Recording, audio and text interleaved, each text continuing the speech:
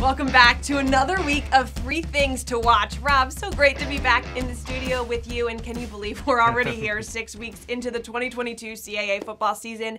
And man, it's been delightful to watch so far. Today, let's start by featuring Monmouth's first CAA conference home game. The Hawks take on UAlbany at Kessler Stadium. And Rob, I can't wait to see these two offenses go head-to-head, especially on the ground, with the 2 leading rushers in the league in Monmouth's Jaden Sheridan and UAlbany's Todd Sibley. Carly, Jaden Sheridan and Todd Sibley are not only 2 of the CAA's top rushers, but these guys rank number 1 and number 9 in all of FCS. Sheridan has gone over the 100-yard mark in 4 straight games, including a pair of 200-yard performances. He has 5 runs over 40 yards, including a 95-yarder against Fordham. Sibley has topped the 100-yard barrier in 3 consecutive games, including a 188-yard outing versus Central Connecticut that featured a 95-yard run on the game's opening play. Both of these guys have breakaway speed and can change a game quickly. Now, while the focus will definitely be on these 2 great backs, don't forget the quarterbacks. Monmouth's Tony Muskett has passed for over 240 yards in 4 of the Hawks' 5 games and has 10 touchdown passes, while UAlbany's Reese Poffenbarger has passed for over 250 yards in 3 straight contests and has 8 touchdowns with no interceptions. This should be a fun one if you like offense. Definitely. The last time these 2 teams played one another was in 2019. Monmouth edged UAlbany by a field goal, 38-35. In overtime should be another exciting shootout in West Long Branch. Let's hear with UAlbany's Greg Gattuso and Monmouth's Kevin Callahan had to say about the matchup.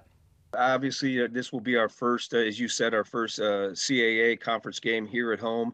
We're excited about that, just as we're excited to be in this conference. And, to actually play one of these games at home, I think is another hallmark for our program.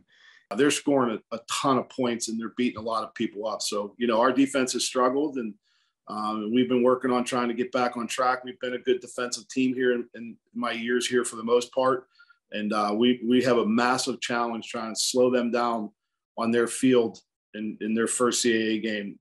Now on to our second thing to watch. How about Elon, the Phoenix streaking into week 6 with some really impressive conference wins under their belt last week. A dramatic double overtime victory in a top 25 matchup against Richmond the week prior. Elon goes on the road and beats an undefeated William & Mary team. Rob, now we get to see if they can maintain that momentum as Towson makes a trip to Rhodes Stadium. Yeah, Elon's riding a 4-game winning streak and is full of confidence after rallying from 18 points down at William & Mary and pulling out that double overtime thriller against Richmond.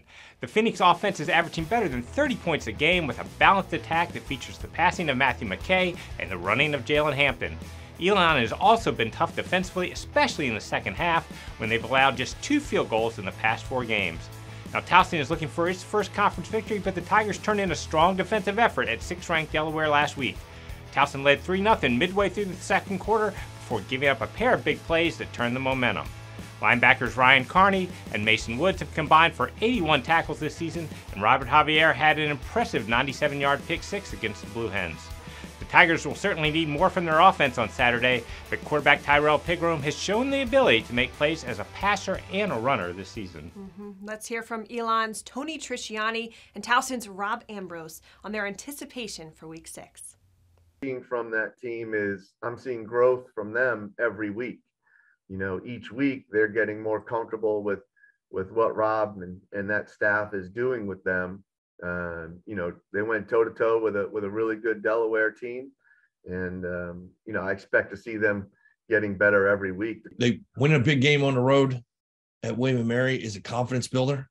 And then winning double overtime at home is even more so. So, he's got these guys believing. They're playing really, really good football right now. We'll have our hands full.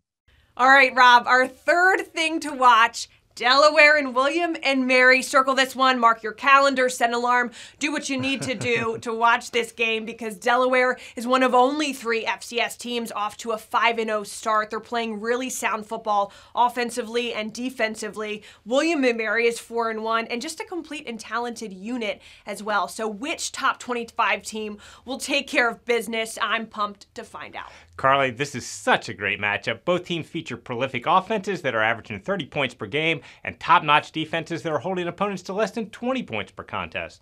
There are many interesting angles, but what I'll be watching to see is if William & Mary and its powerful running game can move the ball in that tough Delaware defense.